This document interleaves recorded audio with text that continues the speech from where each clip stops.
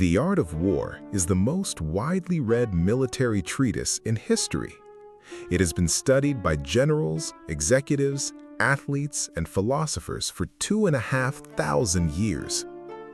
Here is what almost everyone who reads it misses. Sun Tzu was not primarily writing about war. He was writing about the nature of reality and how to move through it without being destroyed by your own assumptions. The Stoics were doing exactly the same thing on exactly the same subject from the opposite side of the world without any knowledge of each other. Sun Tzu: know your enemy and know yourself, and you need not fear the result of 100 battles. Marcus Aurelius: you have power over your mind, not outside events. Realize this, and you will find strength. Different books, different centuries, different civilizations, the same sentence. Very little is known with certainty about Sun Tzu, the man. He lived in the 6th to 5th century BCE. He served as a general in the kingdom of Wu. He fought battles. He won them. The king of Wu, Helu, read his manuscript and summoned him, then tested him. Can you train anyone with these methods, even palace women? Sun Tzu said yes. He was given 180 of the king's concubines. He divided them into 2 companies. He appointed the king's 2 favorite concubines as officers. He explained the commands: right, left, advance, retreat. He ordered them to turn right. They laughed. If the orders are not clear, it is the commander's fault.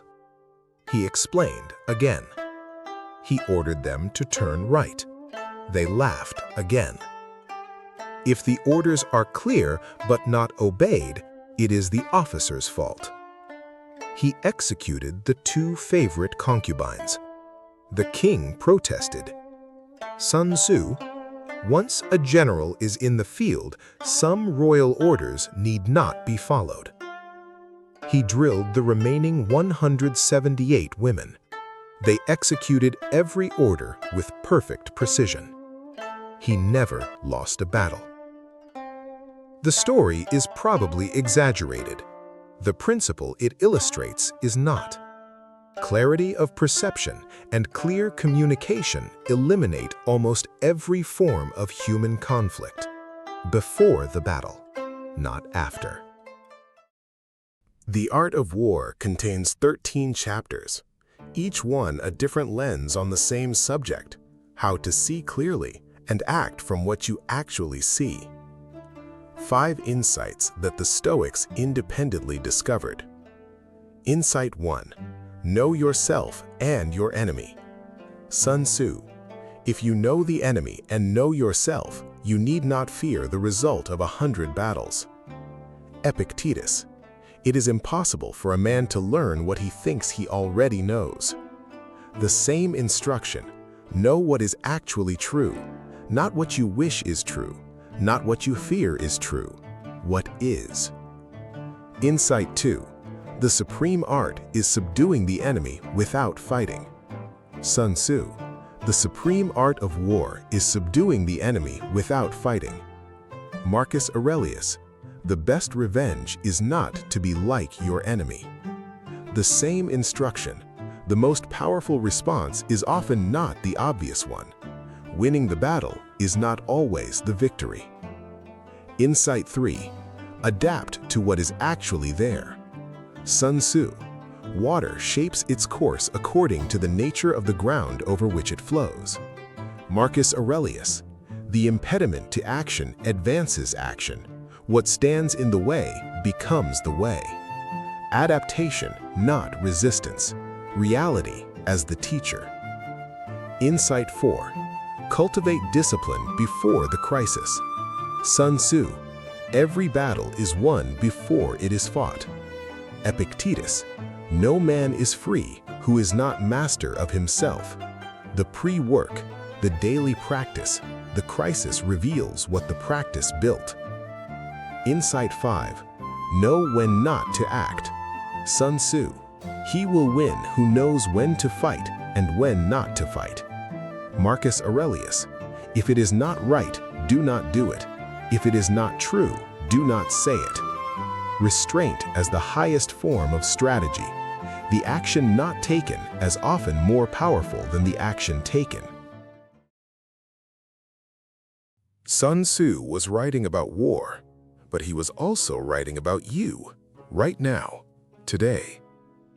Every conflict you face, external or internal, follows the same structure as the conflicts he described.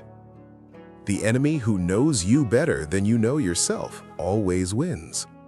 In a boardroom negotiation, in a difficult relationship, in the conversation with yourself at 3 a.m. The battle always starts before the battle. The victory or the defeat is determined in the preparation, in the daily practice, not in the moment of conflict. The highest art is to make the conflict unnecessary, by seeing clearly enough, early enough, to shape the situation before the crisis arrives. Sun Tzu practiced this for war. The Stoics practiced this for life.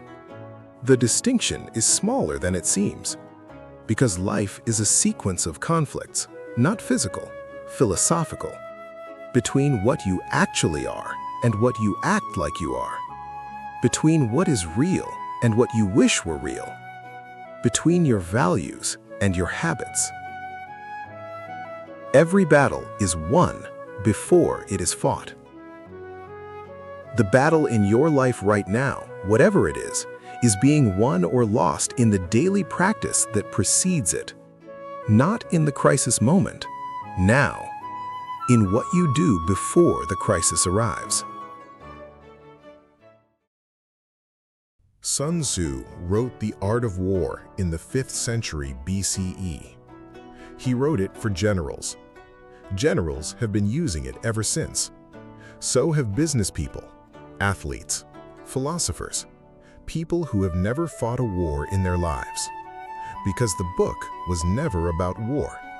It was about the nature of conflict, the practice of clear perception, and the relationship between what you prepare and what you can do when it matters.